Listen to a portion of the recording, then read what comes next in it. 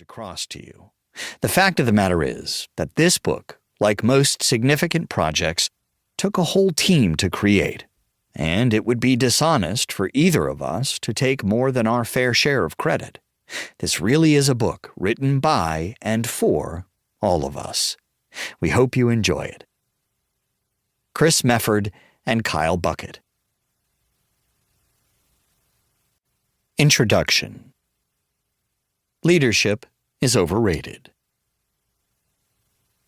How did a group of 19th century explorers survive a deadly winter in Antarctica on a ship trapped in ice, with no working instruments to guide them, and in a sunless environment that turned men mad?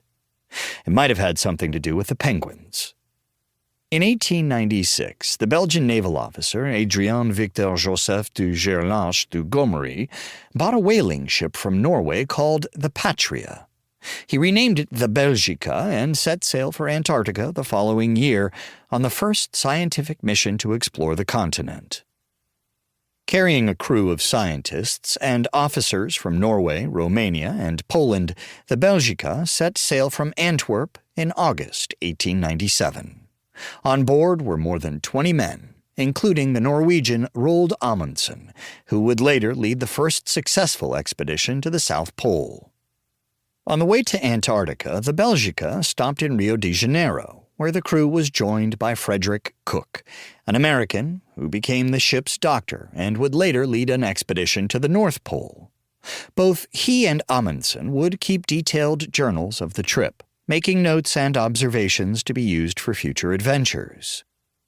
The group was far from prepared for what was to come. Many of the men lacked basic seamanship skills, and others didn't possess the discipline necessary to survive such a harrowing journey. Some quit, others were dismissed, and those who remained were not any better off. In January 1898, the crew reached the coast of the Antarctic Peninsula, the northernmost part of Antarctica.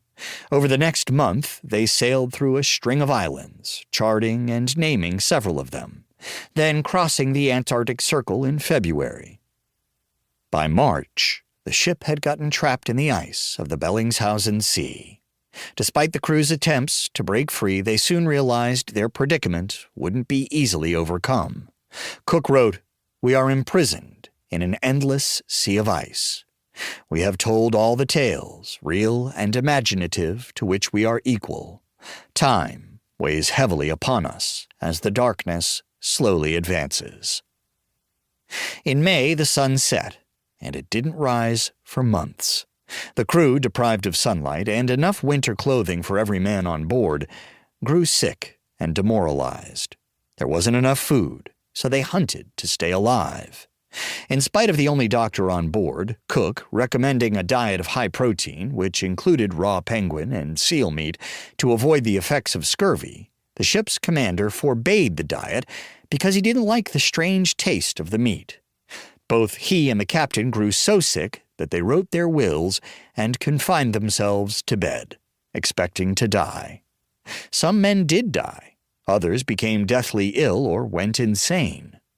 The crew was filled with despair, and death loomed over the darkened horizon of each day. In June, Émile Danco, a Belgian geophysicist, died of a previously existing heart condition worsened by the lack of proper food and the extreme conditions. The Polish geologist Henryk Arctowski, who was also on board, wrote of his burial, "In the obscurity of the midday twilight we carried Lieutenant Danco's body to a hole which had been cut in the ice, and committed it to the deep." A bitter wind was blowing. As with bared heads, each of us silent, we left him there, and the flow drifted on. With both commander and captain now ill, the first mate, Amundsen, and the ship's doctor, Cook, took charge and ordered the men to eat high rations of the stored penguin and seal meat. Soon the crew members were eating 7 meals per day, which restored them to relatively good health, improving their mental faculties and physical strength. As the men improved, Cook encouraged them to sit in front of the fire each night and play card games, gambling with imaginary sums of money. This helped the crew focus on something other than the imminence of their own extinction.